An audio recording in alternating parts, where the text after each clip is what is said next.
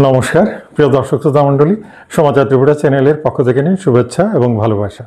আমি doctor SP Goswami প্রত্যেক দিনের মতো আজকেও এসেছি হোমিওপ্যাথি নিয়ে আলোচনা করব। দেখুন, হোমিওপ্যাথি আসলে বিপদের বন্ধ।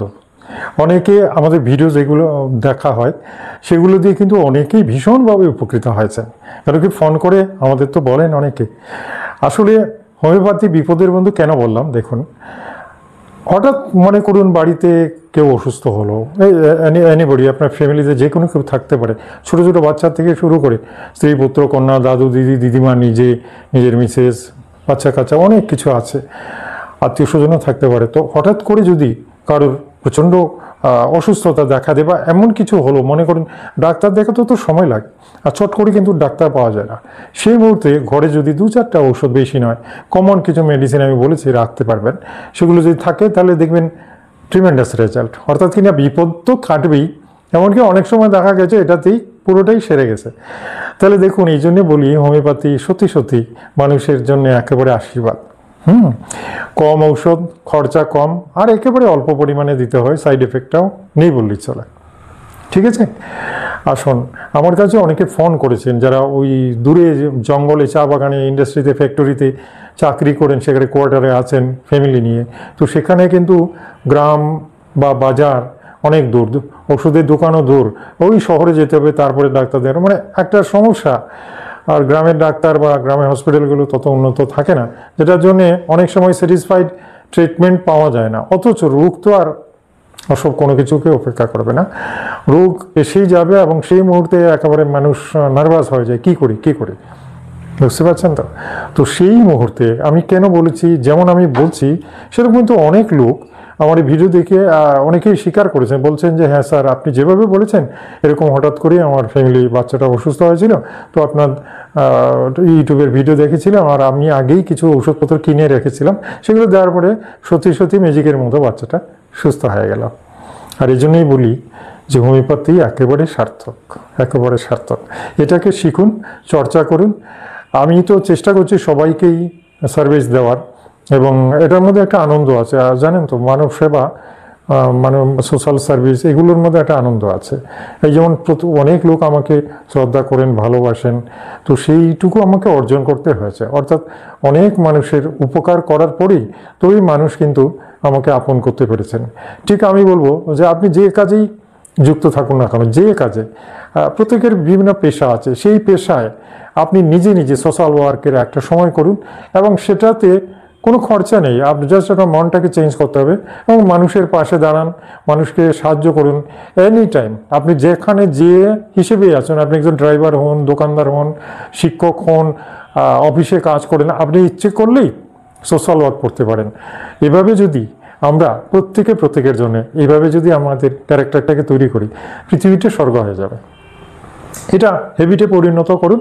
আমার মনে হয় এগুলো দরকার। হ্যাঁ, হিংসা বিদ্বেষ ভুলে গিয়ে প্রত্যেকের পাশে দাঁড়ান, দেখবেন মানুষ মাত্রই মন কিন্তু সবার এক। হ্যাঁ, পরিবেশের চাপে, পরিস্থিতির চাপে মানুষ কিন্তু ক্যারেক্টার আমি বলব নষ্ট হয় সেটা বলবো না, চেঞ্জ করে অবস্থার পরিপ্রেক্ষিতে। তো সেটার জন্যেই সবাই যখন ঠিক থাকবে, সবাই যখন একেবারে সুস্থ মস্তিষ্কে থাকবে, তখন কিন্তু অপরাধ প্রবণতাটা কমে যাবে। ঠিক আছে, আসুন, প্রত্যেক দিনের মতো আমি একটু ভূমিকা রাখি যাতে করে আপনাদের উৎসাহ দিতে পারি, এবং হোমিওপ্যাথি সম্পর্কে আমি আলোচনা করি যাতে করে হোমিওপ্যাথির প্রতি বিশ্বাসটা এসে যায়। তা নাহলে তো আপনারা ওষুধ খাবেন না। সুতরাং এটাকে আমি বারবার বলি, প্রত্যেক দিন বলি যে হোমিওপ্যাথি ইজ দ্য বেস্ট। ঠিক আছে, আসুন আজকে একটা কমন রোগ নিয়ে আলোচনা করব। কমন রোগ, যদিও ভিডিও আরও অসংখ্য দিয়েছি, তারপরে আজকে একটা নতুন ওষুধ বলবো। আজকে যে রোগটা নিয়ে আলোচনা করছি, আপনারা তো সাইনবোর্ড দেখেই নিয়েছেন, ভিডিওর থাম্বনেল দেখে নিয়েছেন। আজকের আলোচনার বিষয়বস্তু হচ্ছে কনস্টিপেশন। কনস্টিপেশন সবার, এমন মানুষ দেখিনি যার কনস্টিপেশন নেই। প্রত্যেকটা মানুষের কনস্টিপেশন রয়েছে। কনস্টিপেশন এমন একটা রোগ, এটাকে ঠিক রোগ বলা যায় না, এটা একটা হ্যাবিট। কারণ খাওয়া দাওয়ার সাথে যেমন আমরা খাচ্ছি তেমন আমরা পায়খানা করছি। সুতরাং একটা হচ্ছে খাওয়া, আরেকটা হচ্ছে বের করা। খাওয়াটা তো ঠিক হচ্ছে, খাওয়াটাতেও অনেকের অনেক সময় রুচি হয় না, জানেন তো। একদিন খিদে পেলো, আরেকদিন খিদে নেই। হ্যাঁ, একদিন পেটটা ভারবার তাই খেলাম না, অ্যাসিডিটি হল। মানে দুটোরই সমস্যা আছে, একটা হচ্ছে খাওয়া, আরেকটা হচ্ছে সেটা বের করা। তো বের করার ব্যাপারটা হচ্ছে শরীরের, আর খাওয়াটা হচ্ছে আমাদের নিজের। দুটোর মধ্যে একটু তফাৎ আছে। ইচ্ছে হলে খাবো, যতক্ষণ না ইচ্ছে হচ্ছে ঢুকাবো না লিভারে। আর যেটা অলরেডি ঢুকিয়ে ফেললাম সেটাকে বের করার দায়িত্ব তো শরীরের। শরীর যদি সেটাকে বের না করে তাহলে কী করবে? ইচ্ছে করে তো আর বের করা যায় না। এটার জন্যই বলি তখন কিন্তু ওষুধের শরণাপন্ন হতে হবে। আর এটার জন্য কনস্টিপেশনের জন্য প্রচুর কারণ রয়েছে, প্রচুর কারণ। হ্যাঁ, অনেক ডাক্তারবাবু বলেন জল বেশি খান, অনেক ডাক্তারবাবুরা বলেন ফাইবার বেশি খান, মানে আঁশযুক্ত খাবার, যেটা স্টমাকের ওই মলভাণ্ডার থাকলে পরে সেগুলো বেরোবার জন্য চেষ্টা করে এবং সেটাকে ছিঁড়ে বিড়ে মলটাকে বাইরে নিয়ে আসে। বুঝতে পারছেন? অনেক কারণ আছে। অ্যাসিডিটি, প্রচণ্ড অ্যাসিড হয় যাদের, হ্যাঁ, ফ্ল্যাটুলেন্স, অসম্ভব অ্যাসিড হয়, গ্যাস হয়, তাদের তো কনস্টিপেশন হবে। যাদের বায়ু বেশি হয়, পেট ভার হয়, বায়ু হয়ে গেলে আর লেট্রিন হবে না, কারণ লেট্রিনটা ড্রাই হয়ে যায় তখন। বুঝতে পারছেন তো? তাহলে জানবেন যাদের বায়ু বেশি হয় তারা জানবেন যে জল কম খাচ্ছেন। জলটা বেশি খেলে পরে ওই লিকুইড পরিমাণটা বেশি হয়ে গেলে লেট্রিনটা বের হয়ে যায়। সুতরাং আমি বলবো যে প্রথম যে ব্যাপারটা, অর্থাৎ হ্যাবিটের মধ্যে জল খাওয়াটাই বাড়াতে হবে। শীতকাল হোক, গরমকাল হোক। গরমের দিনে লোকেরা জল বেশি খায়, শীতের সময় খায় না, শীতের সময় তেষ্টা কম পায়। অথচ ব্যাপারটা উল্টো, গরমকালে আপনার জলীয় পদার্থ বাতাসে প্রচুর থাকে, কিন্তু শীতকালে সেটা একেবারে ড্রাই থাকে, যেটার জন্যে অনেকে দেখবেন রাত্রে পিপাসা পায়, শীতকালে রাত্রে পিপাসা হয়, রাতে জল খেতে হয়। কেন কি? জল সারাদিন কম খাওয়া হয়। বুঝতে পারছেন তো? সুতরাং জলটা একেবারে কমন, এই কথাটা মনে রাখবেন। জল বেশি খাবেন। আর ওষুধ কি লাগবে বলছে, আজকে কিন্তু বেশি কিছু বলবো না, মাত্র একটা ওষুধ বলবো। এই একটা ওষুধই কিন্তু ম্যাজিক দেখাবে। সবাইকে দিয়েছি এবং এটাতে যে রেজাল্ট এসেছে আমার ভালো লেগেছে।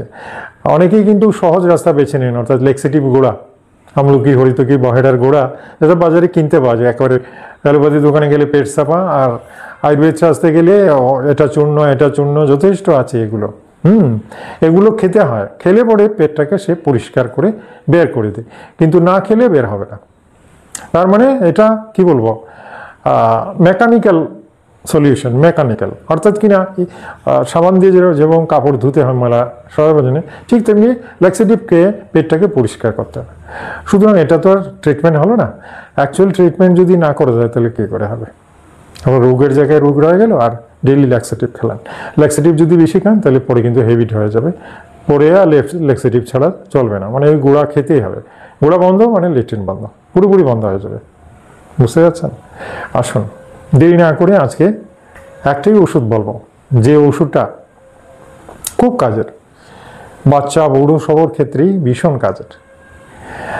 প্রথমেই একটা কথা বলে রাখি, প্রথম কয়েকটা দিন, 3-4 দিন যে ওষুধটা খেতে হয় সেটার নাম হচ্ছে নাক্সবম। নাক্সবম এমন একটা ওষুধ সেটাকে আমরা অলরাউন্ডার বলে থাকি। অলরাউন্ডার অর্থাৎ শরীরে 100 রকমের রোগের সে কাজ করতে পারে। এটা অদ্ভুত ধন্বন্তরী মেডিসিন, কি বলবো, মানে অলরাউন্ডার মেডিসিন যাকে বলে।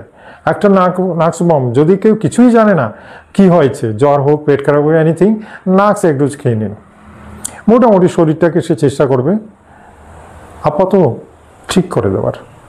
ঠিক আছে?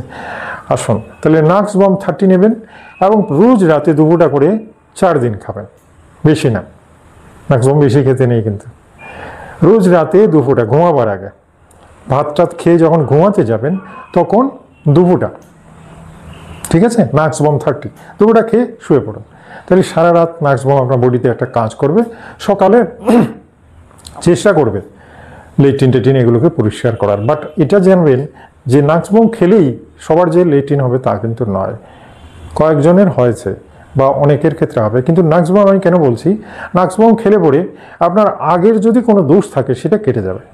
বুঝতে পারছেন তো? আসুন পরবর্তী যে মুখ্য ওষুধ যেটা আপনাকে খেতে হবে, হ্যাঁ, বেশ কিছুদিন খেতে হবে, অন্তত প্রথমে তো 7 দিন খেতে বলবো, সেটা ওষুধটার নাম হচ্ছে অ্যালোমিনা। অ্যালোমিনা কিন্তু আমি বলবো 200 পটেন্সিটা বেস্ট, 200 পটেন্সি বেস্ট, 30 নয় 200 নেবেন এবং 2 ফোঁটা করে দিনে 2 বার করে খাবেন, সকালে 2 ফোঁটা, বিকালে 2 ফোঁটা, এরকম করে 7 দিন খেয়ে দেখুন। দেখবেন পেটটা মোটামুটি একটা পজিশনে চলে গেছে। হ্যাঁ, লেট্রিনটাকে সে পরিষ্কার করার চেষ্টা করছে। আর রাত্রেবেলা নাক্সবম খেলে মোটামুটি এই দুটো ওষুধে কিন্তু কনস্টিপেশন প্রায় চলে যায়, দেখেছি, প্রায় চলে যায়।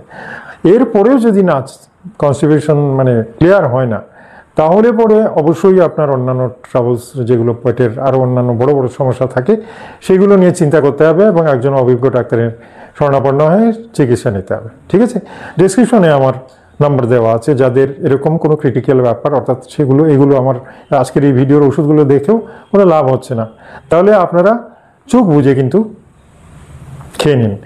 চোখ বুঝে আমাকে মেসেজ করুন, কল করুন, এনিথিং, আমি আপনাদের মোটামুটি একটা রাস্তা বলে দেবো যেটা দিয়ে আপনার সমাধান হবে। তবে ক্রিটিক্যাল যাদের, তারাই আমার সাথে কনসাল্ট করুন।